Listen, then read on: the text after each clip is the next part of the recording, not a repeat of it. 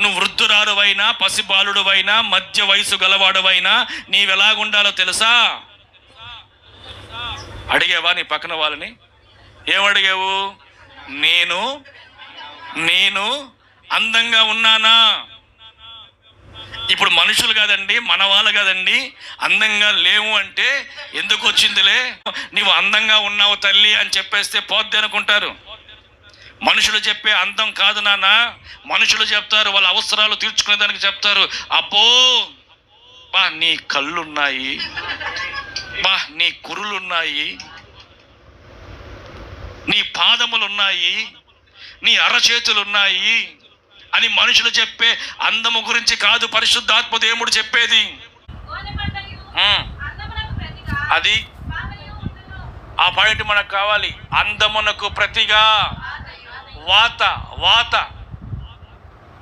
కొన్ని వాతలు ఉన్నాయి మన అందము మీద. ఏమున్నాయి?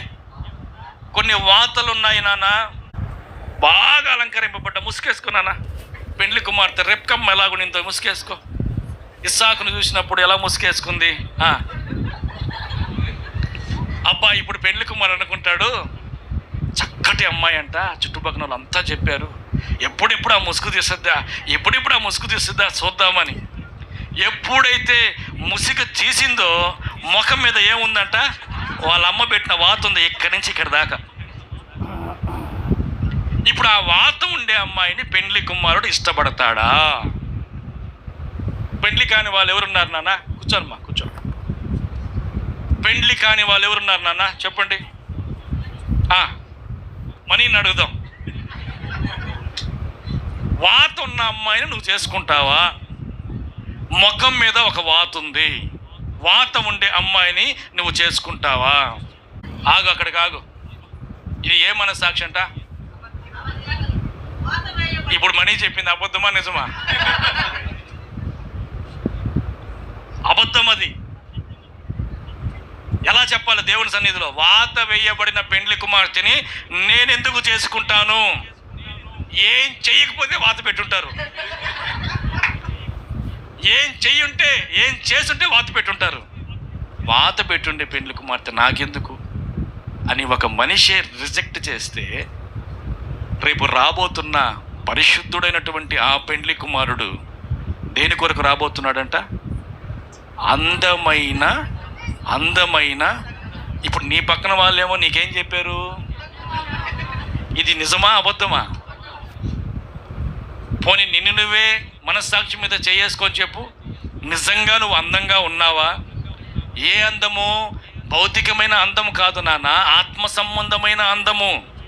పరిశుద్ధాత్మ దేవుడు మాట్లాడేది భౌతికమైన అందము గురించి కాదు, ఆత్మ సంబంధమైన అందము గురించి మాట్లాడుతున్నాడు. ఆ కింద వాక్యం అంటాడు,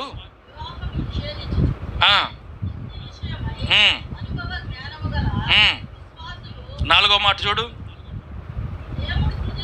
దేవుడు సృజించిన అమ్మ ఏంటంట? ప్రతి వస్తువు అంటే అన్నీ. ప్రతి వస్తువు అంటే అన్నీ. కానీ మన వాళ్ళు ఏం చేస్తారో తెలుసా? మన పరిశుద్ధులు ఏం చేస్తారో తెలుసా?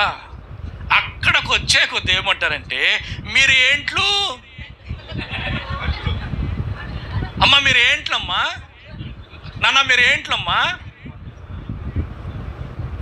ఇది ఏ మనస్సాక్షి నాన్న? ఇప్పుడు నువ్వు అందగత్తెవా? అందమైన సంఘంగా ఉన్నావా? నీ పక్కన వాళ్ళేమో నీకు అందంగా ఉన్నావని చెప్పారు. ఇప్పుడు నీ మనస్సాక్షి నేనేం చెప్తుందో తెలుసా? వాత వేయబడిన మనస్సాక్షిగా నువ్వు ఉన్నావు. ఆమేన్, హల్లెలూయా. నిన్ను సృజించిన వాడే కదా వాళ్ళని సృజించింది. అమ్మ మీరు ఏంట్లమ్మా? ఏంట్లయితే ఏమమ్మా? నువ్వేం చేస్తావు? హల్లెలూయా. అందంగా ఉన్నావు నువ్వు? ఆ మాట అంటున్నావే, అందంగా ఉన్నావు నువ్వు? దేవుని ఎదుట నిలబడి అందంగా కనిపిస్తున్నావు నీవు? రేపు రాబోతున్న పెండ్లి కుమారుడు నిన్ను కోరుకుంటాడా? సార్వత్రిక సంఘమా? పరిశుద్ధాత్మ దేవుడు మాట్లాడుతున్నాడు. ఏది అందమైన సంఘం? భూలోకంలో చాలా పెద్ద పెద్ద సంఘములు ఉన్నాయి. అవి కాదు పెండ్లి కుమారుడు కోరుకునే అందమైన సంఘము.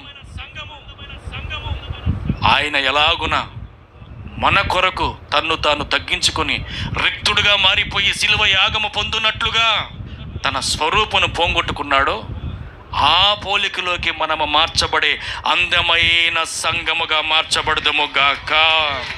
ఆమేన్. హల్లెలూయా.